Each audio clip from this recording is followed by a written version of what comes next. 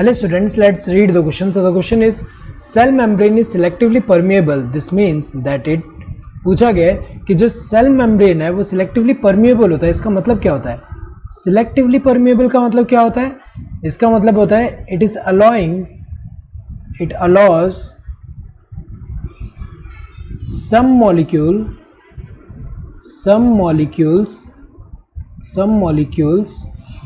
to pass through it. इसका मतलब क्या है? प्लाज्मा मेम्ब्रेन हमें पता है किससे बना होता है? Lipid bilayer. ये किससे बना है? Lipid bilayer. And lipid bilayer में हमें पता है प्रोटीन्स भी प्रेजेंट है. जैसे ये क्या है? लिपिड बाइलेयर है. एंड जो प्रोटीन्स होंगे वो हमें पता है कैसे होंगे? यहाँ पे या तो इंटीग्रेटेड होंगे, ऐसे इंटीग्रेटेड होंगे, या फिर ऐसे पेरिफेरल होंगे. तो अगर देखा जाए, जैसे ये पूरा अगर हम देखें लिपिड बाइलेयर का सिर्फ इतना सेक्शन ही हम ड्रॉ करें, बाकी अगर हम देखें ये क्या है? ये प्लाज्मा मेम्ब्रेन है. प्लाज्मा मेम्ब्रेन क्या होता है? सिलेक्टिवली, ये अगर हम देखें ये क्या है? सिलेक्टिवली परमिएबल है. मतलब कुछ मॉलिक्यूल्स को ही अलाउ करता है कि ये जो है इसके थ्रू पास हो सके, या तो यहाँ से अंदर से बाहर जा सके या तो बाहर से अंदर आ सके. तो प्लाज्मा मेम्ब्रेन अगर हम देखें सिलेक्टिवली परमिएबल है, सबको अलाउ नहीं करता. सिलेक्टिव मॉलिक्यूल्स जो है उन्हीं को, कुछ मॉलिक्यूल्स अगर हम देखें सम मॉलिक्यूल्स को ही पास होने देता है यहाँ से.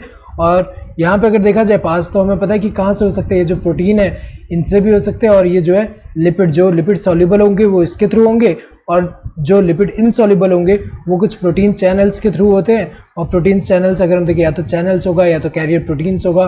तो अगर देखा जाए यहाँ पे जो मेम्ब्रेन है ये कुछ मॉलिक्यूल को ही पास होने देता है अगर हम देखें. So it allows all material to pass through it. सबको तो अलाउ नहीं करता है यहाँ पे, ऑल मटेरियल को तो पास नहीं होने देता. Only water to pass through. तो ये तो इनकरेक्ट है, क्योंकि सिर्फ वाटर जो होता है वो किस में होता है? सेमी परमिएबल जो होते हैं उनमें होता है. सेमी में क्या होता है कि जो सॉल्वेंट है बस वही वो मूव कर पाता है, सॉल्यूट नहीं. तो सेमी परमिएबल में क्या होगा?